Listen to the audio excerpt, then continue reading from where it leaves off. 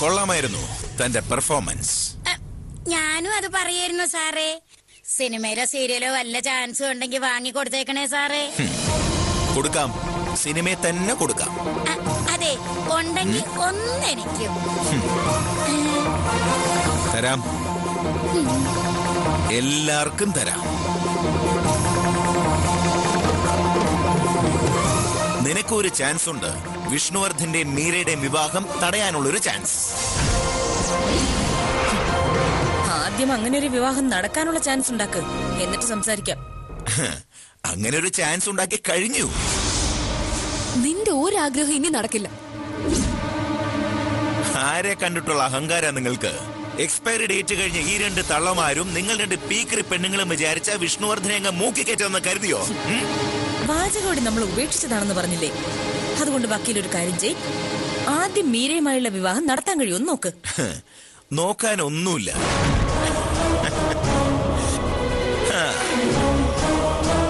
അത് പറയാൻ വേണ്ടി തന്നെ ഇവിടെ വന്നതും.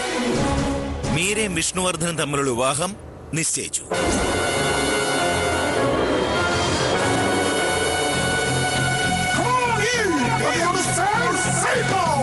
ആദ്യത്തെ ക്ഷണം വൃന്ദാവനത്തിലെ മീരയുടെ കൂട്ടുകാരികളെ ആയിരിക്കണമെന്ന് എനിക്ക് നിർബന്ധമുണ്ടായിരുന്നു.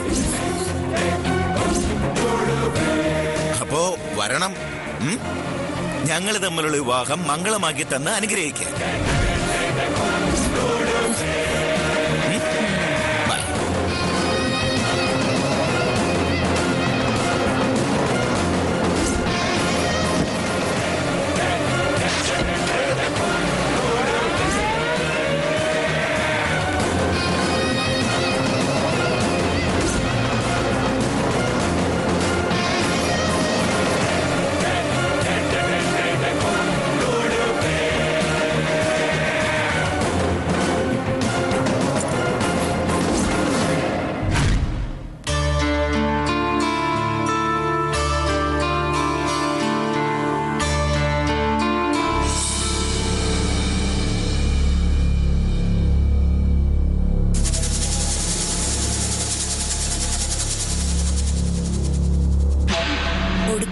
വിഷ്ണുവർദ്ധൻ മുഹൂർത്തം കുറിച്ചു അല്ലേ?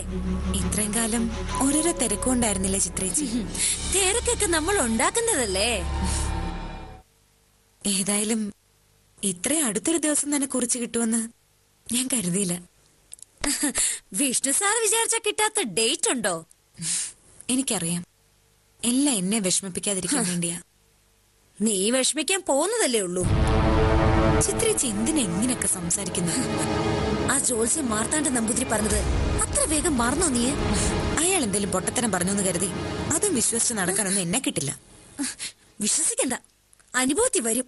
അപ്പൊ നീ എല്ലാം പഠിക്കും. അതപ്പോഴല്ലേ, ഞാനത് അപ്പൊ പഠിച്ചോളാം.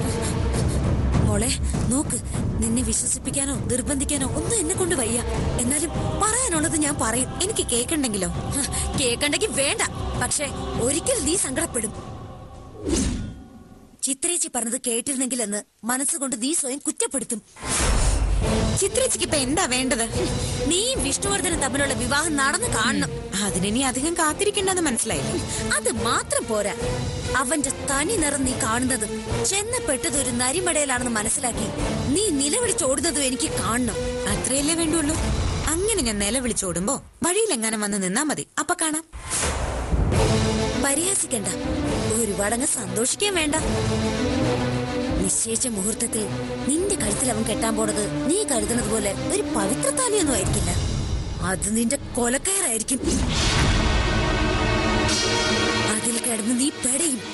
കണ്ണ് പുറത്തേക്ക് തള്ളി കൈയും കാലും ഇട്ട് അടിച്ച് പെടയ്ക്കും രക്ഷപ്പെടാൻ. വിഷ്ണുവേട്ടനെ എനിക്ക് വിശ്വാസമാണ്. അത് മറ്റാരെയും ബോധ്യപ്പെടുത്തേണ്ട കാര്യം എനിക്കില്ല.